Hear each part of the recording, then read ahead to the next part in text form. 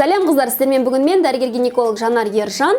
Бұл видеода қыздармен сіздерге босанғаннан кейін бала емізіп жүріп, қайтадан бала көтеріп қалмау үшін қолдануға болатын ең ыңғайлы, ең тиімді, ең арзан контрацепция түрі туралы айтқым келіп тұр. Егер де сіз жүкті қыз-келіншек болсаңыз, немесе жақын арада босанған қыз-келіншек болсаңыз, міндетті түрде видеоны соңына дейін көріп шығыңыз. Қыздар, бала емізіп жүріп, көтеріп қалмау үшін қолдануға болатын ең тиімді контрацепциялардың бірі ол метод лактационный аменорея деп аталады, яғни баланы емізу арқылы овуляцияны басу. Бұл методтың жақсы жері, қыздар, эффективності өте жоғары. Мысалға, егер де осы метод лактационный аменореяны 100 келіншек қолданып жүретін болса, оның 98-99 әйелге бұл метод жақсы көмектеседі. Яғни бала емізіп жүріп көтерудің алдын алады. Осы жерде айтып кететін нәрсе, қыздар, жатыр ішіне қойылатын спиральдің эффективності 97-98%. Яғни, егер де сіз осы метод лактационный аменореяны дұрыстап қолдана білсеңіз, сіз спираль қолданғанмен бірдей боласыз. Жалпы ешқандай контрацепция түрі, қыздар, сізді жүктіліктен 100%-ға қорғамайды. Енді осы метод лактационный аменорея қолдану үшін, қыздар, сіздер нені білуіңіз керек? Біріншіден, сіздің босанғаныңызға 6 ай болмау керек, яғни босанғаннан кейін бірінші 6 айда қолдануға болады.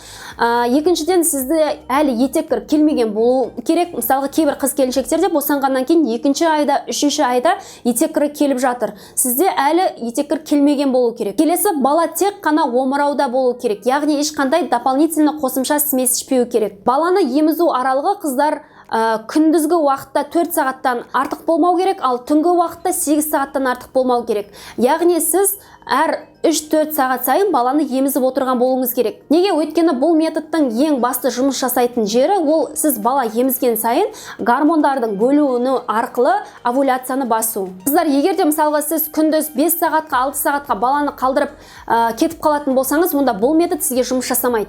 Бұл методтың жақсы жері, қыздар, басқа контрацепция түрлеріне қарағанда сізге ешқандай кері әсер жоқ. Яғни сіз ешқандай препаратты ішпейсіз, ешқандай спираль салдыртпайсыз. Өте ыңғайлы және де тегін. Және де баланың да, әйелдің де ағзасына ешқандай кері әсерін бермейді. Бұл методтың минустары, қыздар, бұл методика тек қана бірінші 6 айда ғана сізге көмектесе алады. Өйткені 6 айдан кейін балаға прикорм қосылғаннан кейін бала қандай да бір басқа тамақ жей бастаған кезде бұл метод сізге көмектеспейді. Және де бұл методика, қыздар, ешқандай жыныстық қатынаспен берілетін инфекциялардан сақтамайды. Сондықтан, қыздар, егер де сіздің босанғаныңызға әлі 6 ай өтпеген болса, бала тек қана омыраумен тамақтанатын болса, және де баланы тамақтандыру аралығы күндізгі уақытта 4 сағаттан аспайтын болса, түнгі уақытта 8 сағаттан аспайтын болса, және де сіздің етеккіріңіз әлі келмеген болса, яғни сіздің менструалдық циклыңыз әлі тұрақталмаған болса, босанғаннан кейін 6 ай ішінде метод лактационный аменорея қолдансаңыз болады. Әдеттегідей, қыздар, видео пайдалы болса лайк, ұнамаса дизлайк қойды ұмытпаңыздар. Комментарийға қандай контрацепция түрі туралы білгіңіз келеді, соны жазып кетсеңіздер болады.